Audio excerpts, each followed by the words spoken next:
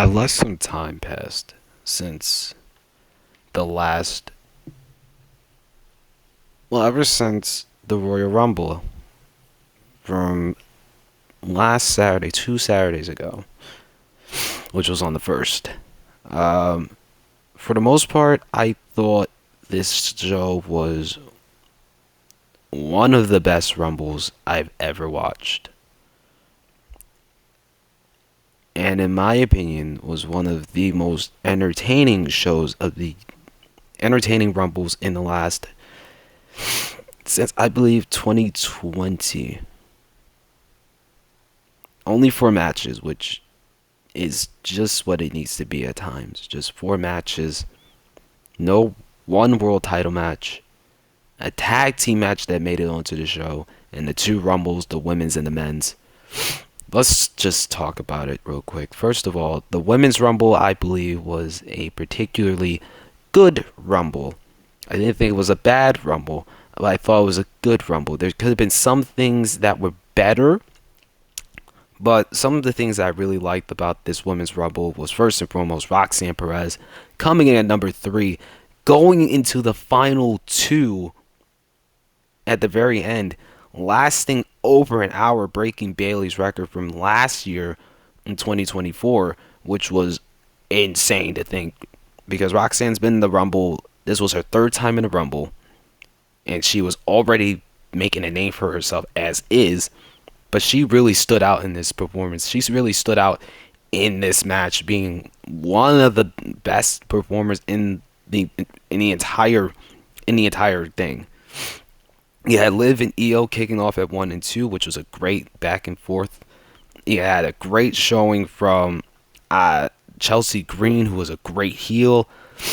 I thought another person that really showed out was Bianca Belair, as usual, because she is one of the best women's Rumble performers there is. It's a damn shame, however,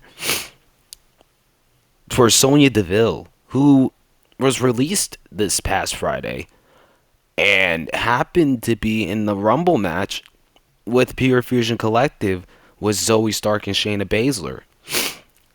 It was a little surprising to see that not Shayna, but Sonya, who had a high level feature in a big match, just gets released out of nowhere. I was very surprised by that. Naomi was great. The surprise of Jada Parker and Last Legend was awesome. I thought those were really good stuff really good NXT call-ups, along with Roxanne and Julia and Stephanie Vaquer, who shot the hell out of me. Those women performed incredible.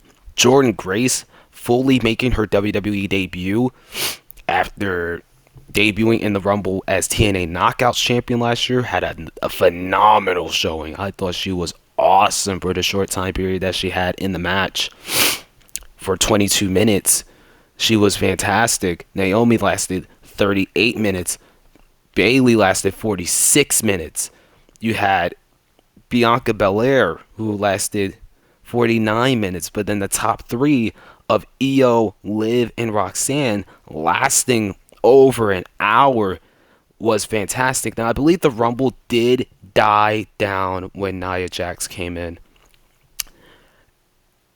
It died down when Nia Jax came in after the great surprises of NXT, Jordynne Grace, and then the shock return of Alexa Bliss, which was, it got me.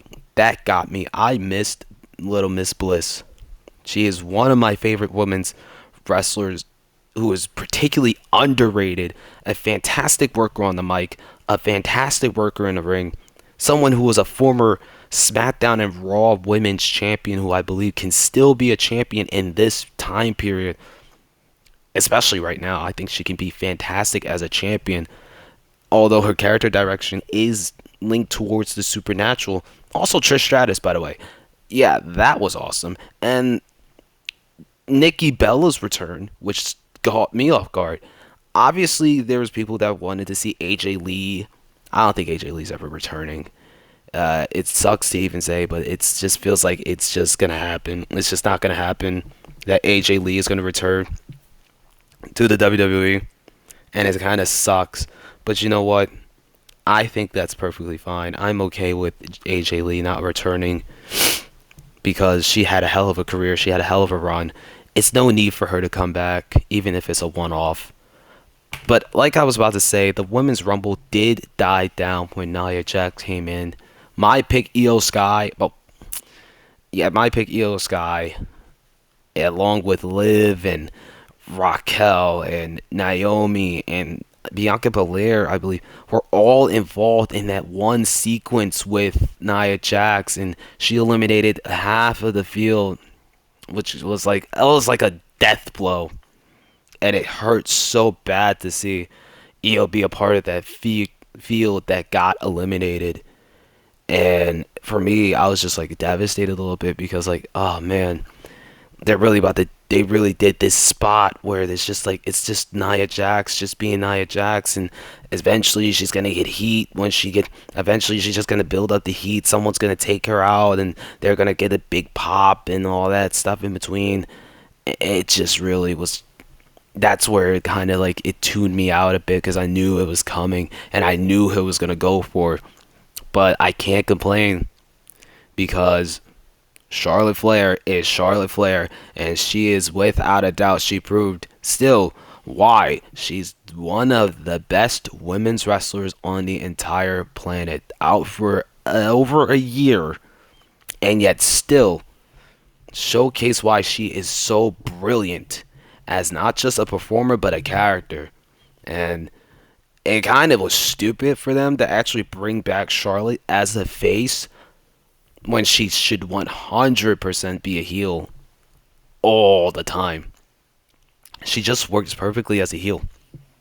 And her winning, although it could have been more choices, I thought her winning wasn't a bad idea. I thought her winning wasn't a problem. And her eliminating Nia Jax and Roxanne Perez at the very end was insane.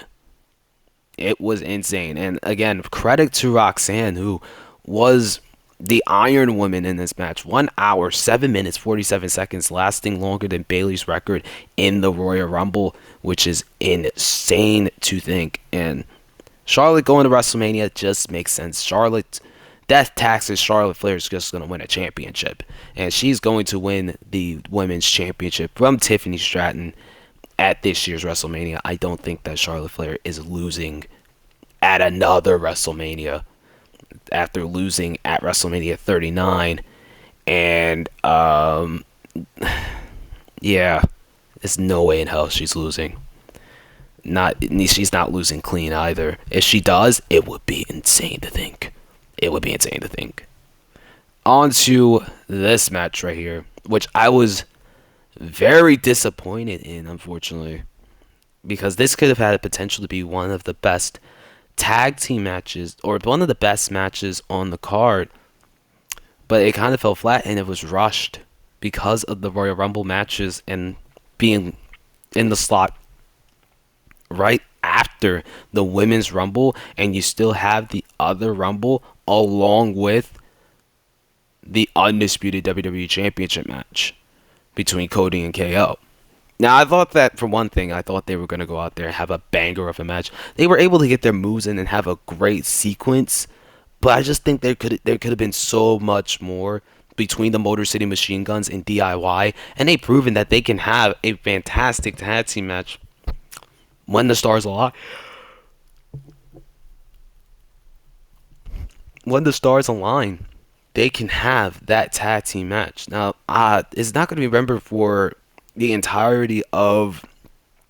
It's not going to be remembered for the match itself, but the ending with the return of the Street Profits, who came out of nowhere and attacked Motor City Machine Guns and helped DIY retain the tag titles. Now, their reasons, though, makes great sense. Now, I don't know if they are heel or a face, but all in all, I think that the Street Profits returning makes this tag team division so much stronger. It makes SmackDown the premier feature tag team spot for anyone.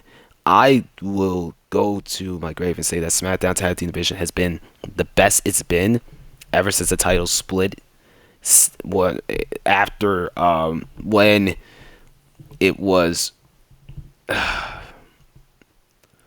when it was when it was Tama Tonga and Tongaloa as the tag team champions. Sorry, I can't think right now because my head is so fried and I'm like I'm trying to like stay up as much as I possibly can. But I thought the SmackDown Tag Team division has flourished for quite some time, and I think the tag team division is going to keep getting better on SmackDown, just like it's getting just a bit better on Raw. I love the fact that the tag team division did get featured in a pay-per-view for the first time since WrestleMania 40, which they need to do better at. But all in all, they could have done so much more. I hope they get to do more. I hope they get another showcase very soon. And they get another PLE match down the line, especially with like how the PLE schedule is stacked for the next several months, especially with international flow coming in. And WrestleMania is around the corner. But off to after this, we had this. Cody Rhodes versus Kevin Owens for the undisputed WWE Universal Championship in a ladder match.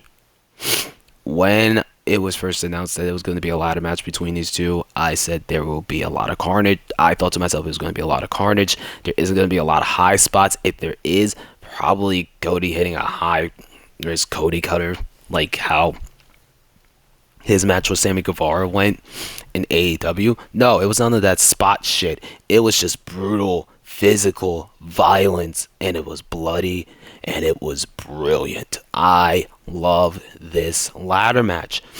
For me, this ladder match falls into like the echelon of it's violent, it's brutal, it's gritty with no high spots, and the only thing that they relied on was just each other just throwing themselves into everything they possibly could throw themselves into. Ladders, tables, stairs. You had Cody busted up badly. Kevin Owens was busted open. And it was awesome to just witness this match on TV. I cringed so many times watching this match because of just how physically violent it got. You had Kevin Owens hitting that Fisherman Buster onto a ladder, with Kevin Owens also just railing Cody with a ladder at times, and Cody even using the ladder to his advantage on Kevin Owens, and then that Alabama slam from the announce table through the ladder with Sami Zayn standing outside of the ring, him conflicted and torn. That was the best I ever seen WWE pull off a ladder match. Hands down. Props to Cody and KO who gave it their all. Props to Sammy's character work, who has been sensational. And the night after getting attacked by Kevin Owens and getting hit with the package pile driver out of nowhere because Sammy chose Roman. That was insane. That was insane. I loved it. I loved it. I loved it. I loved this match. Love this match. I believe, in my opinion, it is a top 5 ladder match of all time in the world of professional wrestling. There's so many more that gets love, especially the gimmick Money in the Bank ladder matches and stuff. This match is unbelievable, and we're starting to see the peaks of like Cody Lander in a way, and I think it's going to be leading to like a full-fledged, not Cody heel turn, but Cody losing himself.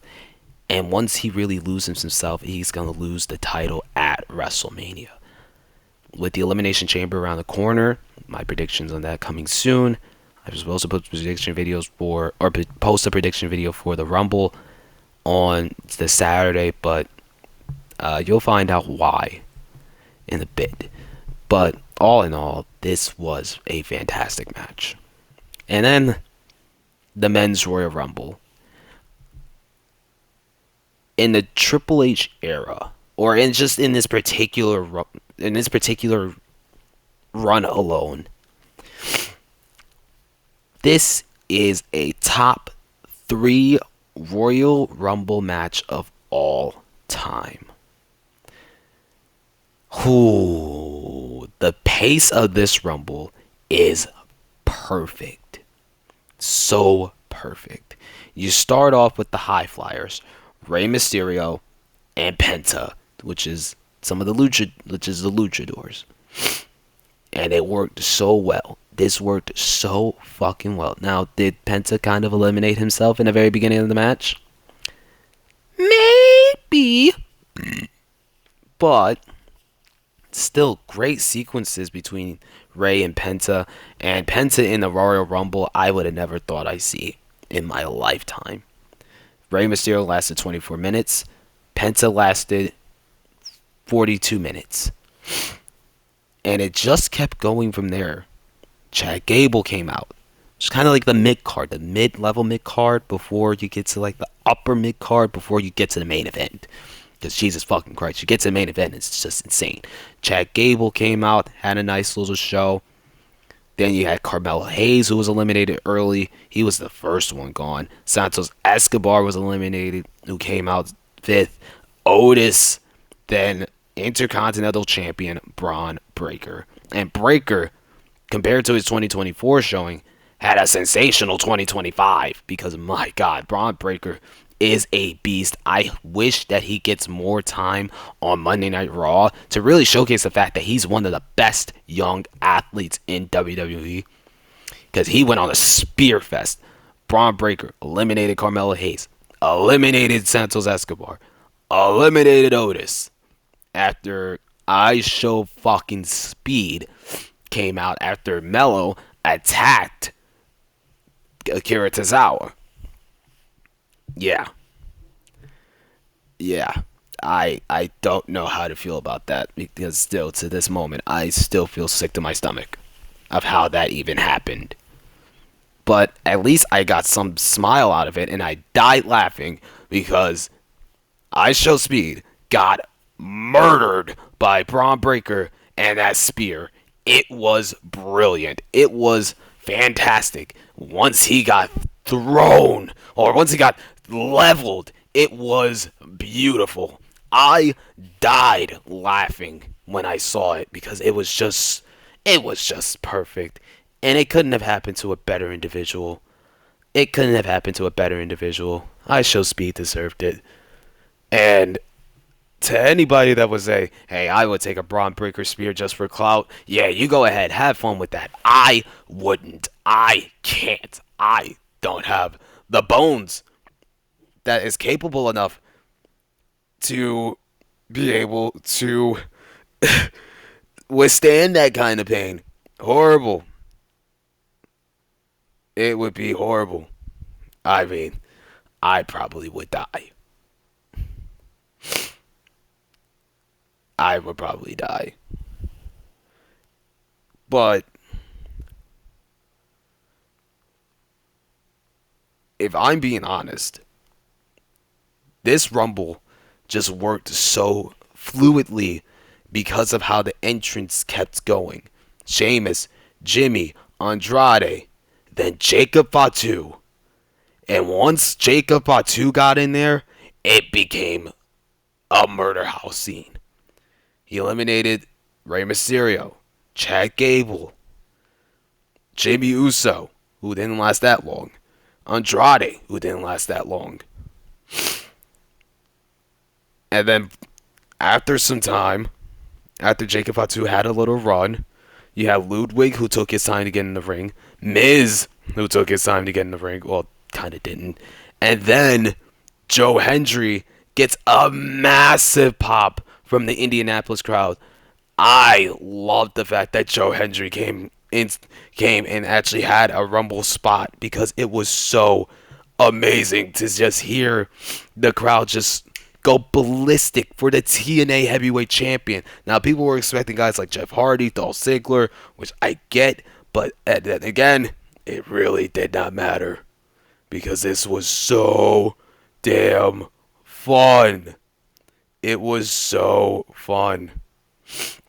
And I love the fact that this just happened at the right moment in the right time. Then you get to the main event level guys, and it's like, holy shit, this Rumble just paces in a perfect level. Roman Reigns, Drew McIntyre, Finn Balor. I know I said main event, but still.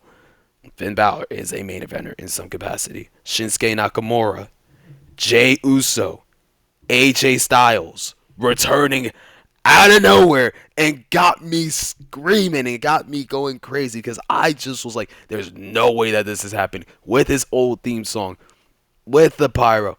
AJ Styles being back just made my Rumble even more fantastic. And there was elimination still going back and forth. Finn Balor was eliminated. I think there was a spot that was missed that could have prevented him from being eliminated. Roman Reigns had a tear in the Royal Rumble just for a bit. He had that spear that he took from Braun Breaker and kind of like a callback from 2014, which was amazing. Him getting speared, then taking out Braun Breaker, eliminating him, just like how he hit Batista with a spear and he was eliminated by Batista. That callback was beautiful. I loved that callback. It was fantastic. After Braun had a fantastic showing in the Rumble. Yeah, Jimmy and Roman team up for a bit until he was eliminated by Fatu. The Miz was taken out by Roman. Joe Hendry was taken out by Roman. And just like I said, the pace, it felt like it was just getting better and better. It got even more crazier once you got to 23 and to 26. John Cena then comes out, has a stare down with Roman. CM Punk comes out afterwards, has a stare down with him and John Cena. Or him and Roman. Or, yeah, him and John Cena. CM Punk, Roman, and Cena looking at each other.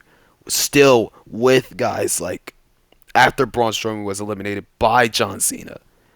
And you still had guys like AJ Styles and Jey Uso still in the Rumble. Then you have Seth Rollins come out with Cena, with Roman, with Punk in that sequence. That sequence was the greatest three entrant piece that I ever seen in my entire life. That literally was the best that an entrance has been, or a level of entrance in the Rumble have been performed. I loved it to the max. With Seth still seething and going after Punk and Roman and Cena going at it. It was fantastic. So fun. Then you got Dominic, Sammy, Priest, LA Knight, and then finally Logan Paul. And then the match just takes a level from there with Sammy quickly eliminated, which surprised the hell out of me. Damian Priest eliminating Drew McIntyre. But one of the best things I saw... Oh yeah, LA Knight was eliminated by AJ Styles, which was hilarious. How AJ Styles got his get back on LA Knight after WrestleMania. So fucking great. And then just one of the craziest sequences we saw was the eliminations of Roman, Seth, and Punk, which kind of laid the layers of the triple threat between Roman, Punk, and Seth. Because once Punk came over, eliminated Roman and Seth, Logan Paul came over and eliminated CM Punk, which was... That devastated me, I'm not gonna lie, because CM Punk was also my pick to win the men's Rumble, and I thought that he was gonna do it, and that was like, oh, you gotta be kidding me. Like, and then you just have to realize afterwards, like, wait a minute. So Punk's not winning. Seth's not winning. Roman's not winning. And this is the final three. Logan Paul, John Cena, and Jey Uso. With Cena eliminating Logan Paul, which I just gave a smile to my face. And and then Cena being eliminated by Jey Uso.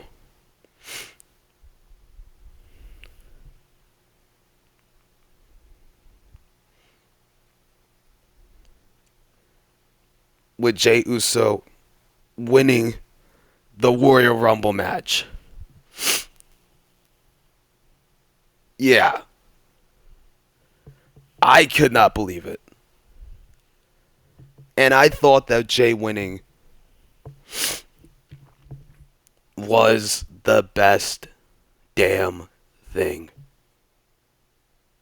Hands down, Jey Uso winning was the best decision. It was a shocking decision. It was a great decision. Jey is over. He is insanely talented. And him winning the Rumble just felt right. And now he's chosen to face Gunther for the World Heavyweight Championship, which at the end of the day, I'm not going to complain about, because Jey is getting his main event match at WrestleMania for a world title. And I wish that he would have faced Cody, because I think the story dynamics would have been even more interesting. But now with the Elimination Chamber to choose the number one contender to the WWE Undisputed Universal Championship, yeah, that should be fun. This road to WrestleMania is already unpredictable. It is insane. It is high level. I cannot wait to see what happens next. I can't wait. Other than that, I thought the Rumble was fantastic. The men's Rumble is the top 3 Royal Rumble. And all in all, I was so happy with how it all went down. Let me know what you thought about the Rumble in the comments. You will see why it took me a while to make this video, because some things happened and I gotta keep things on the low. But if you follow me on my social media, on my Instagram, you will see why. I love you guys. Peace and love. Till the next video.